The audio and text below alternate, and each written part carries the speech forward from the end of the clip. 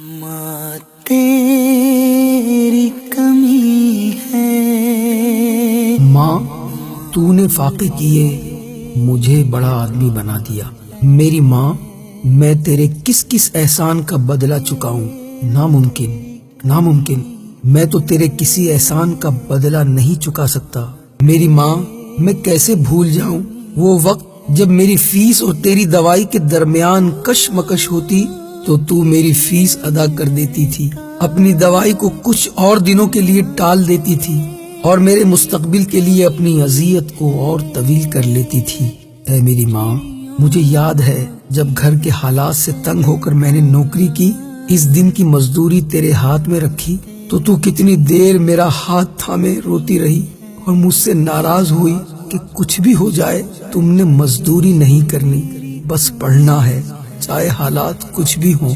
اور پھر بس میں پڑھتا چلا گیا، آگے بڑھتا چلا گیا، اور آج میرے پاس بہت ساری ڈگریاں ہیں، بہت سارے روپے پیسے ہیں، اور آج میں تیرے پاس آیا تو میرے سر پر اپنا دست شفقت نہیں پھیرا۔ میں اب کس کی گود میں سر رکھ کر اپنی زندگی کی خوشیاں سناؤں گا؟ کون ہے جس کو اپنے درد کے زخموں کی داستان سناؤں گا؟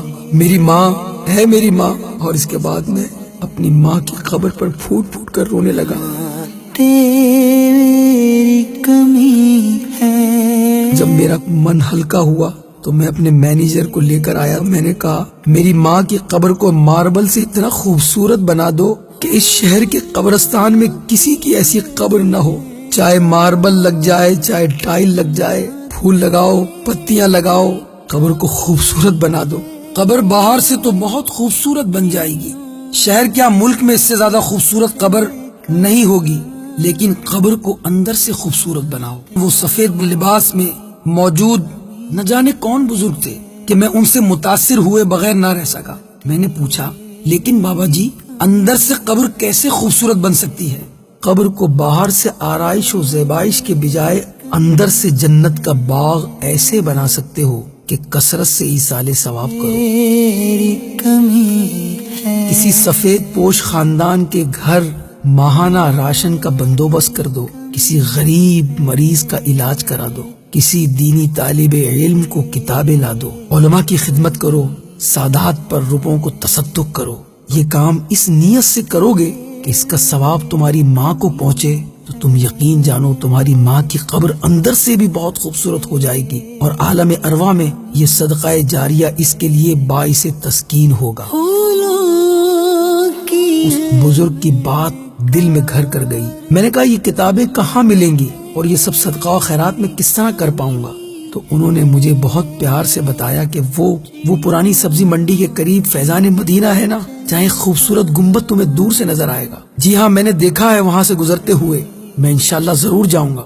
میں آج فیضان مدینہ پہنچ گیا، مجھے کئی نورانی چہرے والے لوگ نظر آئے۔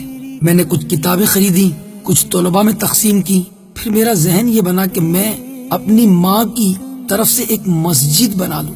مسجد تو قیامت تک رہے گی نا، تلاوت کرنے والے تلاوت کرتے رہیں گے، سجدہ کرنے والے سجدہ کرتے رہیں گے، نمازیں پڑھنے والے نمازیں پڑھتے رہیں گے، میری ماں کو بہت ثواب ملے گا۔ کمی ہے۔ میں نے وہاں جا کر خدام المساجد نامی ایک مجلس سے رابطہ کیا، ماں کے ایصال ثواب کے لیے ایک مسجد بنانے کی رقم پیش کر دی، اور مجھے وہیں سے معلوم ہوا آج شب برات ہے۔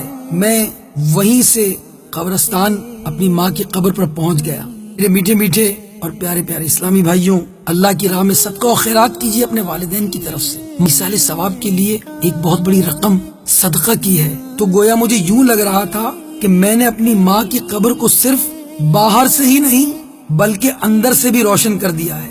میرے میٹھے میٹھے اور پیارے پیارے اسلامی بھائیوں، اللہ کی راہ میں صدقہ و خیرات کیجیے اپنے والدین کی طرف سے۔ اللہ ہمیں عمل کی توفیق مرحمت فرمائے۔ کمی ہے۔